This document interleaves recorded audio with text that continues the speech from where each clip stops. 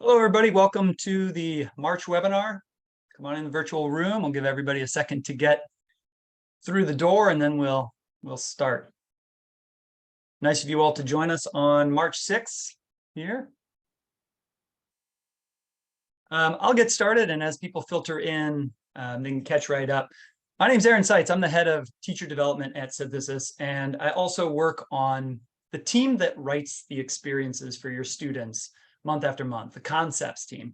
And so the purpose of this webinar is to give you a general overview of what concept your student will be exploring this month in their weekly classes.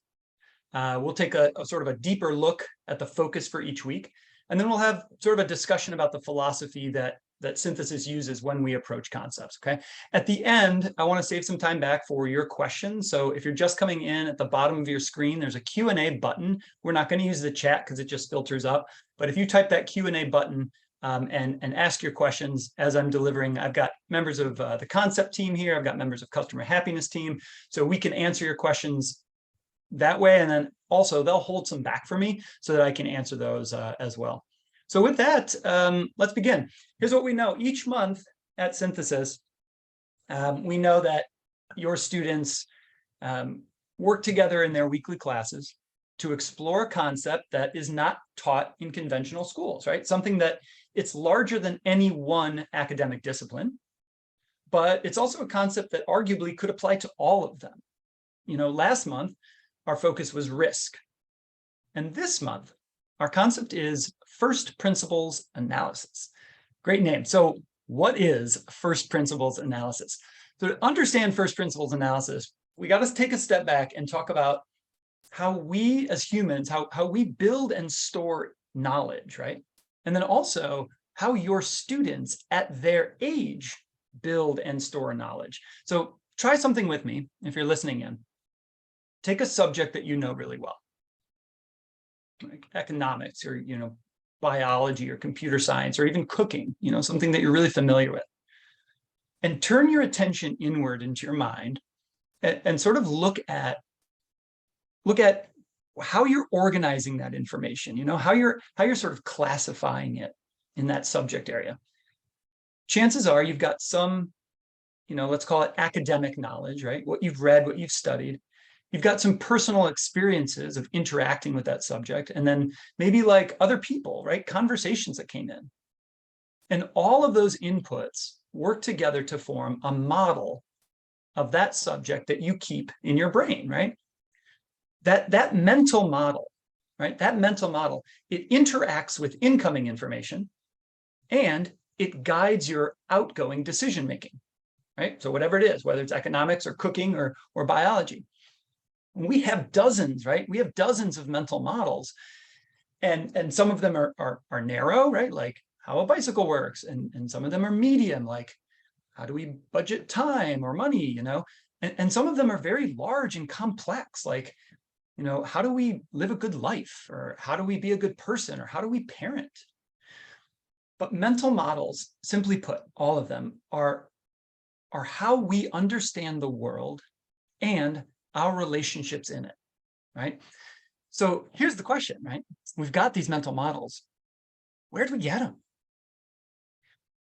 And some of them, right, we inherited, right? Some were given to us. Some of them we built ourselves, and some of them are a mix or both. And we can test this. Consider the mental model you have of the purpose of education. Right? As soon as I say that, ideas are firing off in your brain. But look at that mental model that you keep in your head about the purpose of education. My guess is some of that model is built on your own upbringing, right? It's built on your own experiences. But I will also guess that some of it is built on more recent observations that you've made, right? Perhaps of your own children, or perhaps your observations of the world, or something that you've read. And so that mental model of your idea of education, has it undergone changes, right? Has it reshaped as you've gotten older? The cool thing is that right now, developmentally speaking, your students are at the age where they're able to start constructing and shaping mental models on their own, right? They're old enough to like perform physical operations. They've been doing that for years and years and years. But now they're developing how to perform mental operations at increasing complexity. And so as common as that might seem for us as adults, shaping mental models, that's an emerging skill for young students. And that means it's really the perfect time for some awareness building, for some low risk practice in an engaging and fun environment, right? And that's what we're going to provide for them this month. So what does all this have to do with first principles? Because I really haven't said that word yet. First principles are where mental models start. So, Aristotle called them, the first basis from which a thing is known, right? So if we consider a complex problem, what we're going to have to do with that complex problem is break it down, right? And down and down and down until we have the simplest components, right? The first principles. So when I'm saying first principles, that's what I mean. The most basic, simple, fundamental components.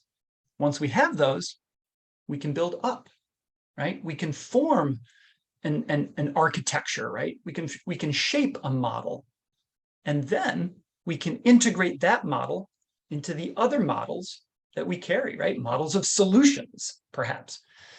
If this sounds complex and you're like, hey, listen, Aaron, my child is 8 or 9. Like, I don't know if they're going to get that. It is complex, but can you see, before we get into the fun part of the games, can you see why it's such an important skill just to have an awareness of as a young person, right? Just to dip your toe into, just to start that practice. With that, let me share with you, I'm going to share screen here. Let me share with you how Synthesis is going to be working with your students in first principles analysis through gameplay, because that is what's fun. So here's how we're going to do it.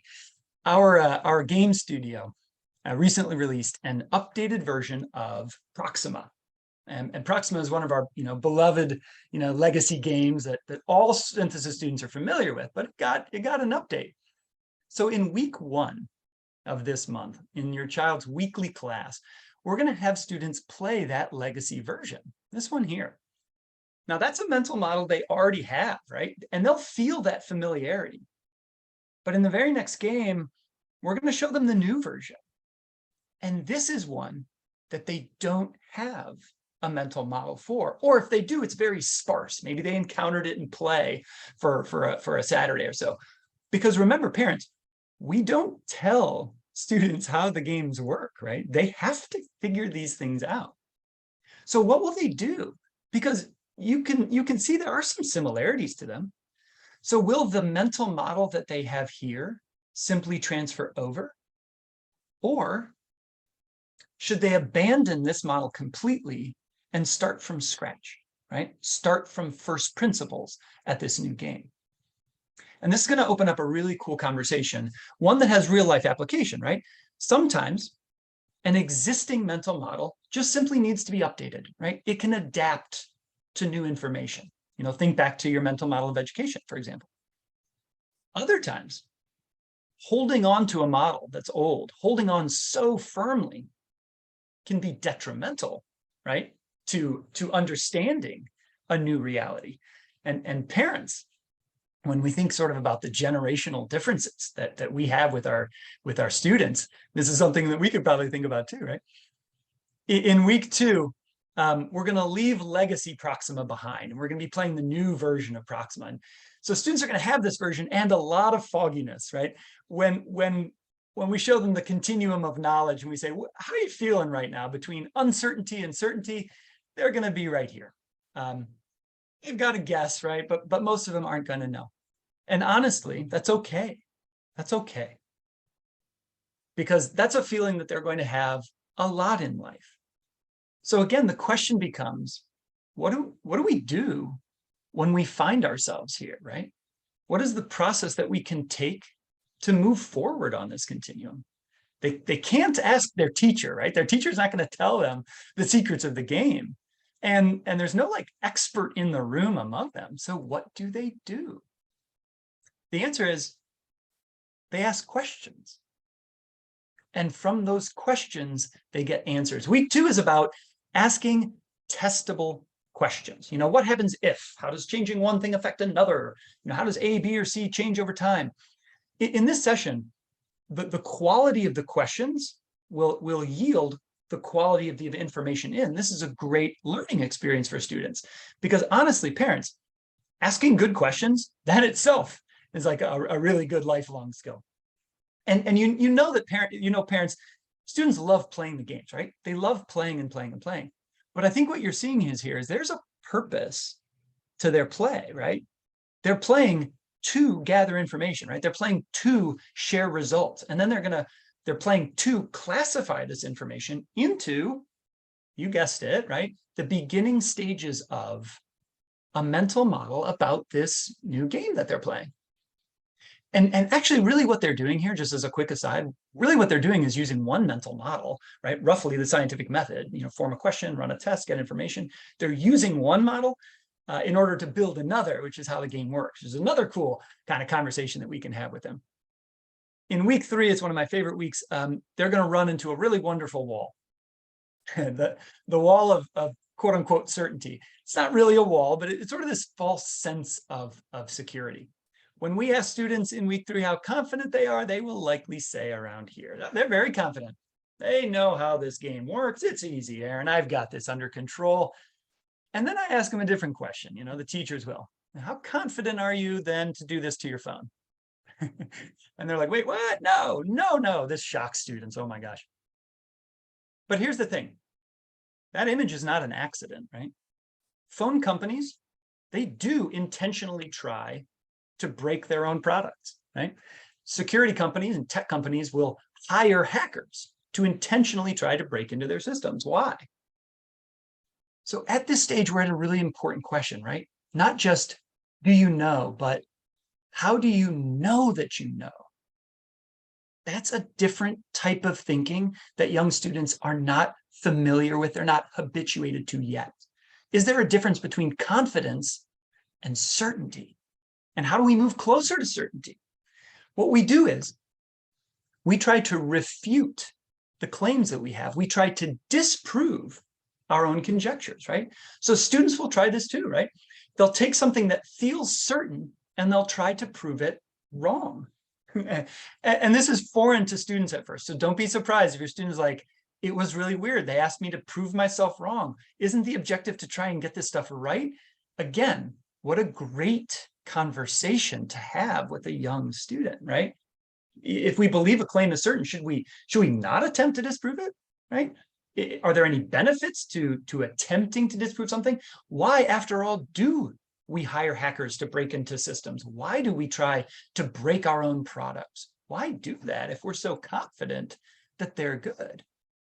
So by the end of this week, what we've done is sort of run through the experimental process completely, right? We've got claims, we've run tests, we've gathered evidence, we've even gathered counter evidence through playing these games and challenges and teams and scenarios. At the end of week 3, they've got a relatively robust model about this game. Is it perfect? No, we'll get to that in a second. But it's starting to take shape. The cool thing is that it happened from the ground up, right? It happened from scratch. It happened from first principles. So now they've got this sort of understanding of how this game works. They've got this model. What are they going to do with it? They're going to use it. That's what they're going to do. Week 4, students use their understanding in 2 really challenging scenarios. The first is a collaborative challenge we call equal yield, and they're trying to get the highest equal yield score possible. This not only will take sort of a specific understanding of the game mechanics, but it's also reinforces, which we like to do anyway, the essential skills that we're here for anyway, right? How do we communicate together? How do we coordinate in groups? How do we make decisions together? The second is a round robin challenge that puts teams into specific roles. One team tries to make a strategy that plays out. One team tries to actively thwart that. Think refutation right there. Think trying to disprove. And another team is a wild card. They get to play however they want. In doing so, this is a cool experience for them. They learn another really cool lesson about mental models, which is they're dynamic, they're fluid. When they play to win, when they play, they learn by playing their strategy. But also, they learn when they're trying to deduce and thwart the strategy of another team. And oddly, and sort of like, counterintuitively, they also learn by being left alone. And so at the end of this, I really love this conversation which is just like, where did you learn the most, and why? What does that mean? And we've got some cool reflection questions here at the end, right? Like, are mental models ever complete is a really good philosophical question for students and also parents for you. Like, can you think of any mental models that you have that are so rock solid that they are unmoving? Maybe you can. Maybe you can. Can you think of some that are still evolving? Maybe you can. With this, you've got that opportunity to now have that conversation with your students, too. Okay. By this time, I'm imagining you might have some questions. And I want to remind you about that Q&A button at the bottom. If you have any, I'll return to as many as I can after I finish up, but there's also people standing by here to take those questions as we go. So we went through the 4 weeks, and at the end of this month, you're like, okay, what do we have, Aaron? We've got a mental model of Proxima. Yeah. Does having a mental model of Proxima matter in life? No. No, it doesn't. Here's what does matter. Here's what does matter. Your students are at an age, right, where many of the mental models they have are given to them, right? Fully formed, right? The mental models are given to them fully formed. And conventional education, right, it does a great job at this, right? I was a public school teacher for close to 20 years, and my job was to give the mental model of writing and literary analysis to my students so that they could use it. And the same was true of every other subject that my colleagues worked in, right? Class after class, as students go through schools, right, they're given mental models, right? They're shown how to understand biology or how to understand history or math. And I want to be clear that there's a logic to that, right? Like, that makes sense in an efficiency standpoint, because if we ask students to sort of, form their own understanding of grammar and spelling from first principles, it would take forever, right? So there's a reason why school is very good at being school. Here's the thing, though. The unintended consequence of that, though, the unintended consequence is that students become habituated to being given mental models, right? Someone will tell me how to think about chemistry. Check, it happens. The chemistry teacher does. Someone will tell me how to think about writing. That happens. Someone will tell me, even in college, someone will tell me how to think about engineering. Great. But if we take a step back, right, we have this larger kind of repeated meta message here that's more troubling, which is someone will tell me how to think. And where is the counter message? What happens when students run into problems for which they have no mental model, and a problem that nobody can tell them how to solve, right? At that point, do we want them taking advice from the top result in Google? Because kids truly do ask Google and Siri and Alexa to solve their problems. And that might seem weird to us as parents, but it's natural to them if their habit is to look externally for solutions, to look externally to build mental models. On the other hand, do we want them to say, I got this, clear the board, give me some space. It's time to think about this from first principles, right? It's time for me to make this happen. They won't say that unless they've done it a few times first. And they won't do it unless they're aware of it as a process, right? And so I'm really excited for your student just to feel that option, to feel that counterbalance in their life. So first principles as a large concept, right? It's not taught in schools as a general concept, but it's not like a school subject, right? It's not something that you test at the end of the month and then you move on and forget about it like you do in chapter 3 or something. Synthesis is not interested in that kind of format, right? Instead, synthesis teachers work on mental habits, right? And here's what we know about habits, right? They take time to develop, they strengthen with time, and they disappear if they're not used. And here's the cool thing, right? When March ends, when March ends, the concept of first principles doesn't disappear. Because in April, yes, we're going to turn our attention to a new topic, but there will also be a brand new game in April. And so that means they're going to be needing to figure out that game, which means, guess what? They've got another chance to form that mental model. Not only that, but they've got, I think you just got an email recently, parents, about play on Saturdays, 8 to 11 Pacific. Play is this sort of moderated, on-demand arena, right? It brings in students from all over the synthesis community, and they work together to play, right? To practice the skills that they learned in their weekly classes. So it creates this really nice symbiosis, right? Risk that we talked about last month, it's inherent in those games. Of course it is. Of course it is, those strategies. First principles, how do we figure this out? You better believe that's going to be in play too. So the nice thing about play is that your students can drop in, they can play as long as they want, and they can drop off any time. It's on demand. Of course, how can you support your student? As always, parents, you can just do nothing. You're allowed to be hands-off at Synthesis. This process, right, of building mental models, it's about them creating it, not about you building it for them, right? But as always, you can just encourage them. You can ask them questions. You can ask them about their thinking. The more they think about their thinking, that metacognition, the better off everything is. But of course, we've got you covered. If you want some cool sort of tips that we put together, if you go to the website and you click on March's concept at the bottom there, continuing the conversation with students, we've got some cool options for you there. Asking why, taking something apart to see how it works, and our personal favorite around the office, cooking from first principles. Have your students make a meal from scratch and taste test their assumptions, my friends. It's pretty great. If you've got questions about synthesis in general, here's where you want to go, questions@synthesis.com. If you've got questions for me personally, I would love to talk to you further about curriculum, philosophy, concepts, pedagogy, methodology. It's what I breathe.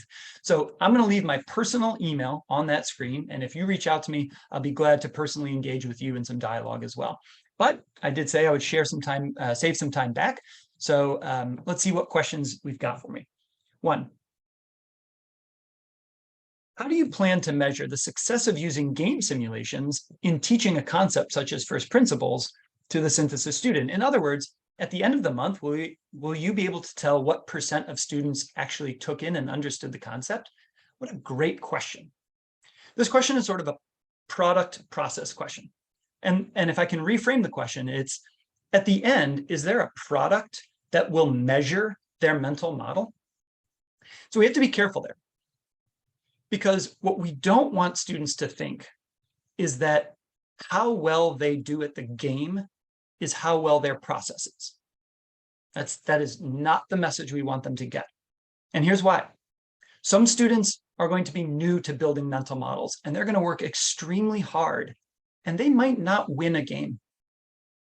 But that process that they went through, building that habit, starting that lasts. That's important. So we don't want to give them the impression that work that you did doesn't matter. On the other hand, you could have a kid that maybe went to play on Saturday, has a couple really good ideas, and then is sort of just playing and wins a couple games, but their process, they're distracted and they're, over here and they're playing with their little, brother or sister or something. And we don't want to give that student the impression that just because you won a few games, your mental model or your process of building from first principles is somehow better. So we have to be careful about using game dynamics, the product, as a statement on the process. We say this all the time. There's a reason why the scoreboard goes away after every game, right? Is because the scoreboard is just a feedback for that last 5 minutes. What are you going to do next? How are you going to improve that process next? So our message this month to your students will not be, how many games can you win? We might ask that as part of the scenario, but that's not our focus. Our focus will be, what questions are you asking, right? How do you know? How do you know that you know? How can you move your understanding forward? What strategies will you try? Again, synthesis is not trying to draw conclusions for your student, right? We don't operate out of a textbook. We don't test them at the end or give quizzes. Their discovery is theirs. Instead of thinking, for example, instead of thinking a synthesis as linear, which I know I laid out week 1, week 2, week 3, week 4, instead of it thinking that way, think of it in terms of like 3-dimensional space. Your student will enter this arena of understanding, and they're going to play this scenario over here. And that's going to cause them to have some ideas as a class. And because of that, it's going to cause them to play this scenario over here. And once they do, they'll realize that if they change this, go back and play this one again, that something else might happen. And the teacher then might suggest a third one that they'll play over here. So that self-directing it's a new mental model for a lot of parents, right? A lot of parents are sort of conditioned. Their model is that learning is linear, right? That it goes from A to B to C to D. And once you get to Z, you've done it. Not so, right? The mental model instead is process. And what do you do with the process? You work through it again and again and again, and it strengthens over time, right? You work through it. It's an iterative process. So this month, we don't expect your students to come out and be like, Mama, Papa, I'm a PhD now in first principles. And I'm ready to lead a master class. It was 4 hours, over a month. Here's what we can expect. We can expect them to say the next time they do this, oh yeah, I've done that before. I've done that before. The last time we did this, I think we asked a bunch of questions and we tried to, that's success. Because if they do that in month 2 and month 3 and month 4, there is a point in which it becomes automatic. If your child has been to synthesis for a while, here's an easy test along these lines. And I got one more, so I'll shut up and do it. Here's an easy test. Ask them to describe what they felt in their very first synthesis session, the first time that game appeared on the screen, and they didn't know any of the rules or anybody, and the teacher threw them in and said, go. They're going to say, I was confused, I was anxious, I was nervous, I was excited. And then say, do you still feel the same way when a new game appears? And if they say yes, come and tell me. If they say no, you can ask them why. In order to understand first principles correctly, should be coming from questions internally and breaking up problem statements.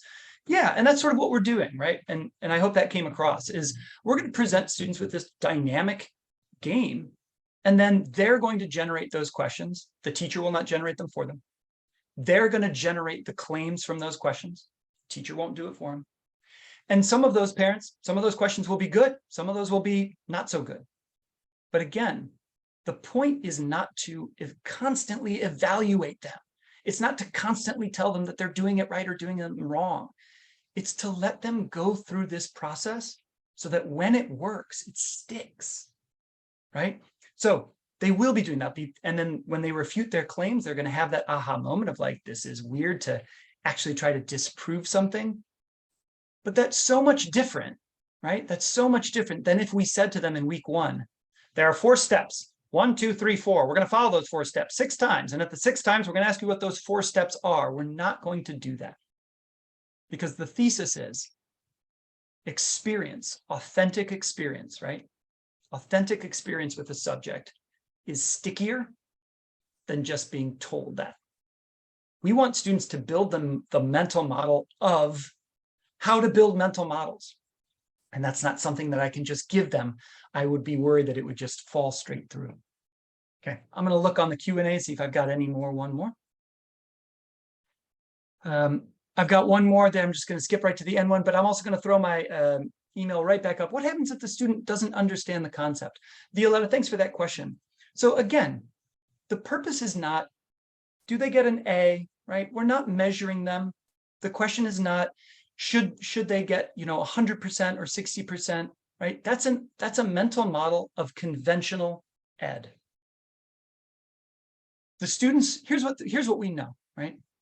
First principles analysis is about asking questions. That's something that all of your students are able to do. It's about holding ideas. That's something your students are learning to do. It's okay if they're feeling solid with that.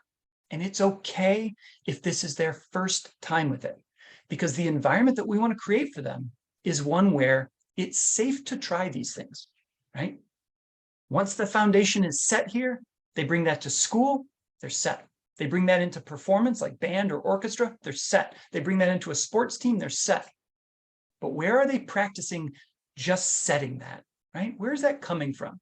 Let's give them a safe, fun, engaging, game-based environment just to have that experience. With that, I'm at time. I'm going to put my email one more on the screen because I didn't get to all your questions personally, but if you have them, right? Questions about synthesis in general, how to sign up, how to do anything with that, questions at Synthesis. Do you have questions for me about first principles, about curriculum, about concepts? Aaron at synthesis.is. It's been real nice seeing everybody.